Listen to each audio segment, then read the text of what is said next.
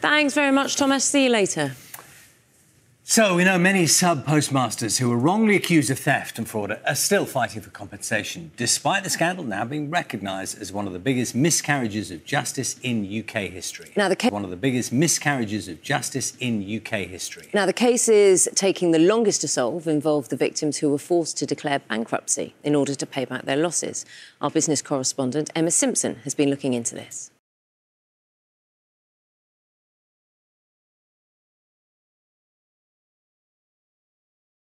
Despite the scandal now being recognised as one of the biggest miscarriages of justice in UK history. Now, the cases taking the longest to solve involve the victims who were forced to declare bankruptcy in order to pay back their losses. Our business correspondent, Emma Simpson, has been looking into this. Tony Downey is finally heading back to his old home in the Lake District. It's taken him 15 years to have the courage to return. Tony fled abroad when the post office ruined him. We lost everything. We lost our business, we lost our home, I lost my health. We just up and ran. We didn't even say goodbye. We were too embarrassed. We just ran. Thank you. Tony bought the Hawkshead Post Office in 2001. He said it was buzzing and a dream come true. It's a childcare centre now. What's it like to be back? Overwhelming, to be honest. A lot of emotions after 15 years of not coming back here. Here it is. Your old business? Gosh, very bleak. A bit angry that, this should have been our business. And now I live in Spain in a rented apartment with no career, no money, no pension, no nothing.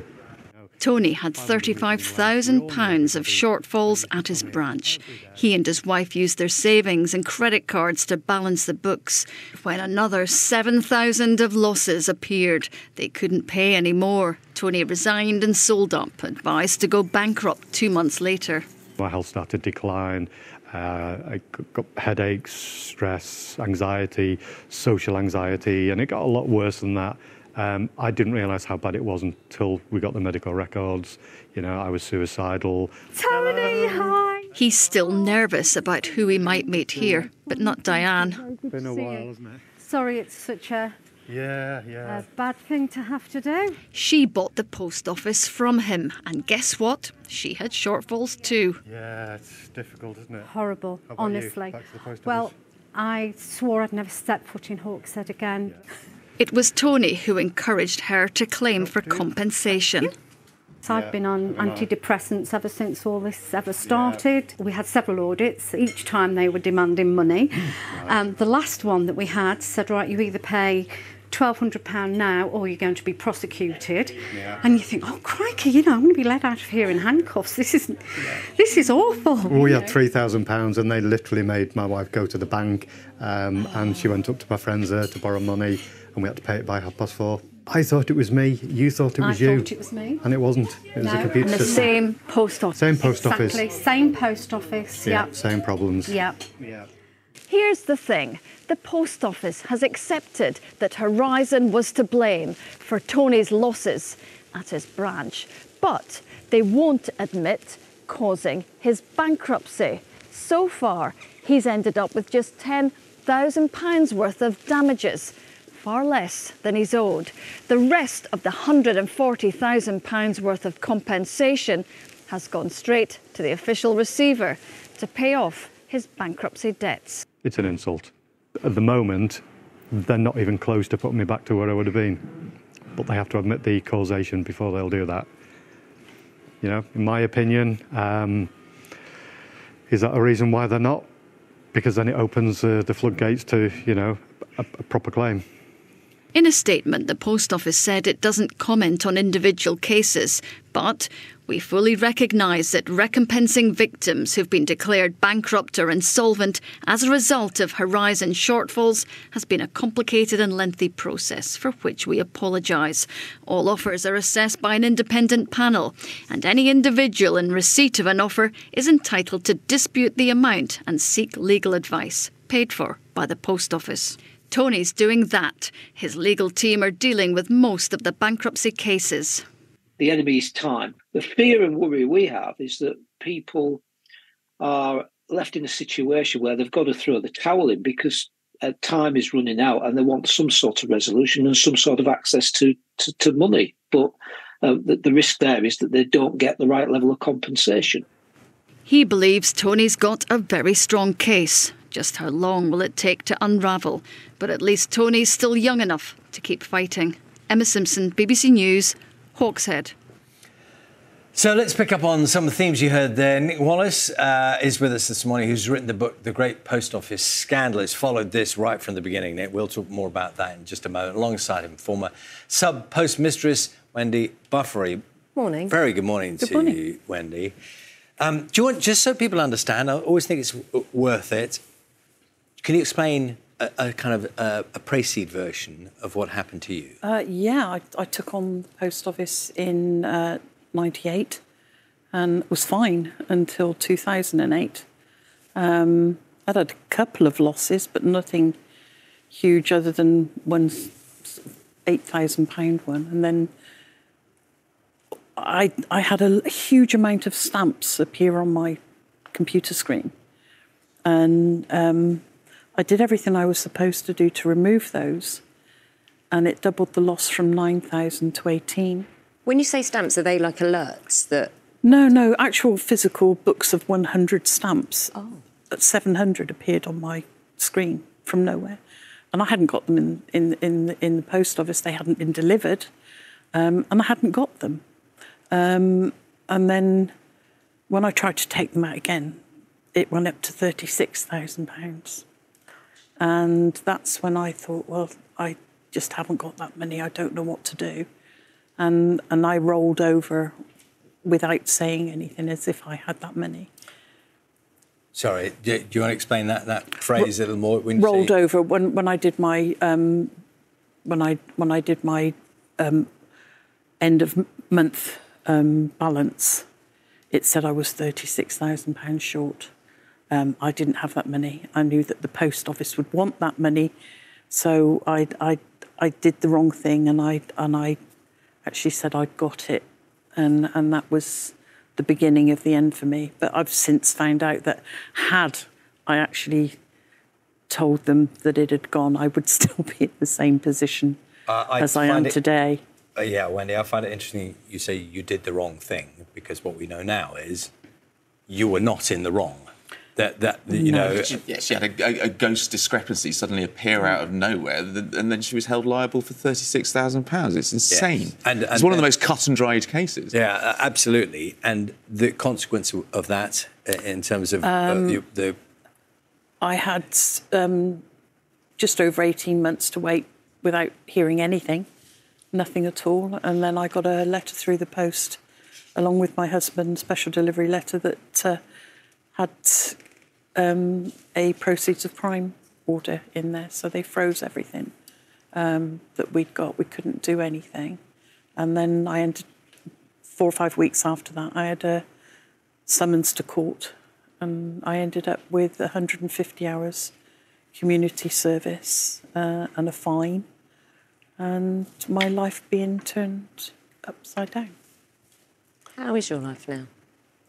It's better than it was, but nothing, compensation, heartfelt thanks, which they've never ever managed, or apologies if they've never managed. It just, you can't stop what they've done to you. It still makes me ill. It still is there every minute of the day. This devastation, Nick, that we've heard from you, Wendy, we've heard from so many sub-postmasters, this won't leave. No. This is, indelibly marked. You heard about this first when you were presenting a breakfast show for the BBC. Yeah. And I think there was one conversation you had, and then it just ramped up, and that kind of not piqued your interest, but made you more determined to look into this, which has been going on for years. What, 13 years you've been looking into this?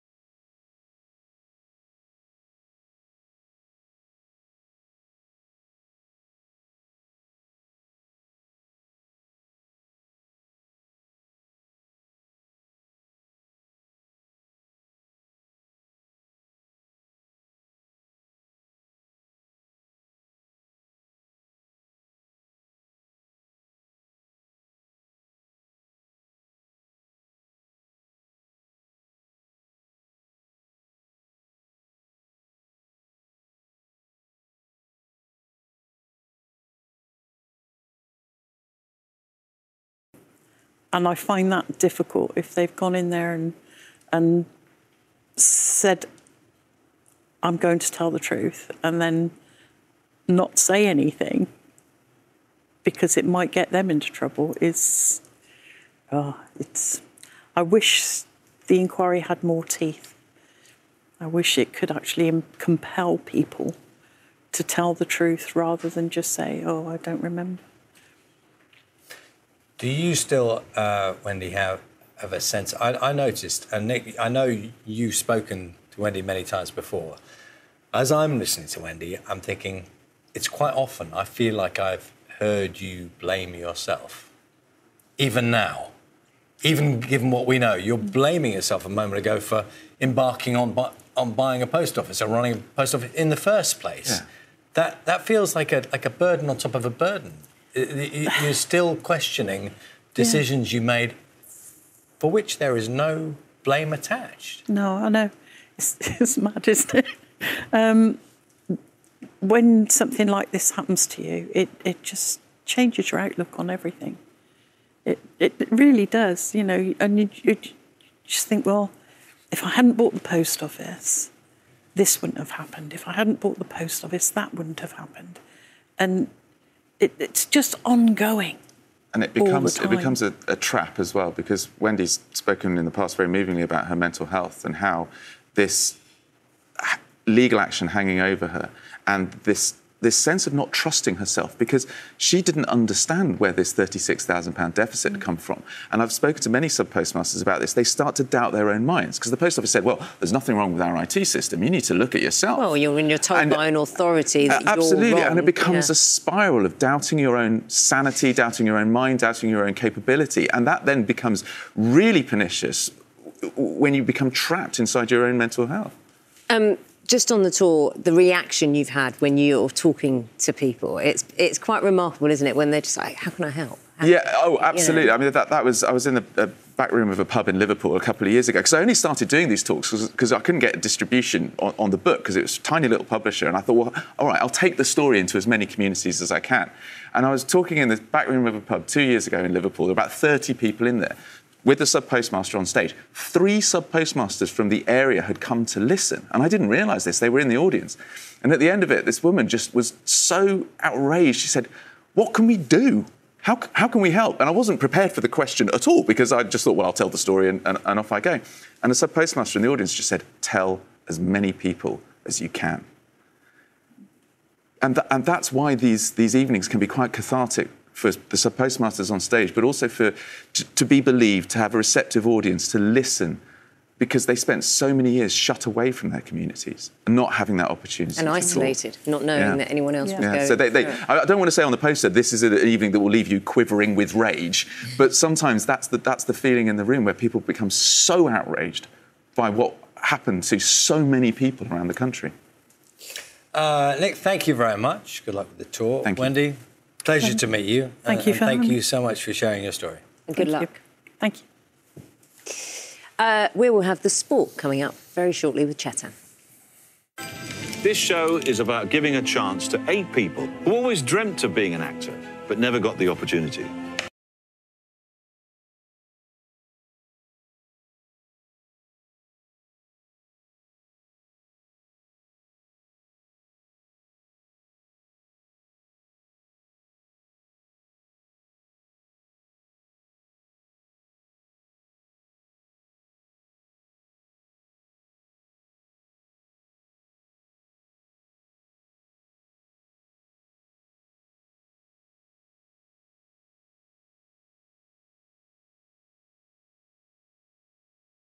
I think there was one conversation you had, and then it just ramped up, and that kind of not piqued your interest, but made you more determined to look into this, which has been going on for years. What, 13 years you've been looking into this? I first spoke to Devendra Misra at the time that his wife, Seema Misra, was in prison.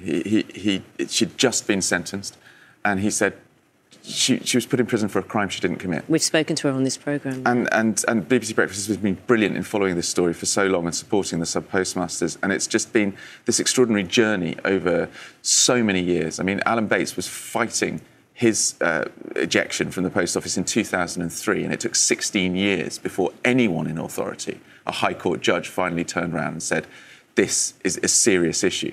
Wendy got her conviction quashed in 2021, 3 years ago. She's still waiting for her full and final compensation to actually land. And I remember at the time when Wendy was interviewed, just as she was coming out of the courtroom, a bit emotional in floods of tears. And the one thing that she said is that it's the time. You can't get the time back. It doesn't matter how much money you get. It doesn't matter the fact you've got your name cleared. Lives have been ruined, and there's no way back from that. And so that's the most extraordinary thing about this scandal, the period of years that it took, and the fact that government, which owns the post office, fought for so long to deny these sub-postmasters justice that makes it such a big scandal. Wendy, we have, on a couple of occasions, had the privilege of talking to people like yourself who've been at the heart of this. Yeah. And a couple of thoughts have always occurred to me is, and as you explained just a moment ago, when you started to explain the mechanics of what happened, you can do that clearly and you can go through it. And then the other part of it is the emotional damage. And that is clearly, even sitting with you now, I can tell how hard that is, A, to explain, but just still maybe to say out loud. And hopefully now, because of the work that journalists like Nick have done, you feel bolder and you know, emboldened to be honest about those things, to say what it's felt like. It's the fear, it's the not sleeping, it's... You just cannot explain to somebody that has not been through it how it feels. You know, and it's not just me, you know, everybody's family goes through it as well. You know, my close family have been so supportive, but you always feel as though you've let them down, even though you haven't done anything, because you've altered their lives. You know, it's because I made the decision with my husband to buy a post office, it altered our lives. Instead of being something that could take us through to retirement and be something, oh, I loved doing the job, you know, I really loved it. And it's gone. It's you know, it's just not there. And when you're found guilty of doing something that you didn't do, it completely, something inside you dies and it never comes back. And what I think is remarkable, because Nick, you're now embarking on this tour next month. Yes. To tell the story. And we were chatting before, and Wendy, didn't you say, look, if someone doesn't turn up, I'll be your backup?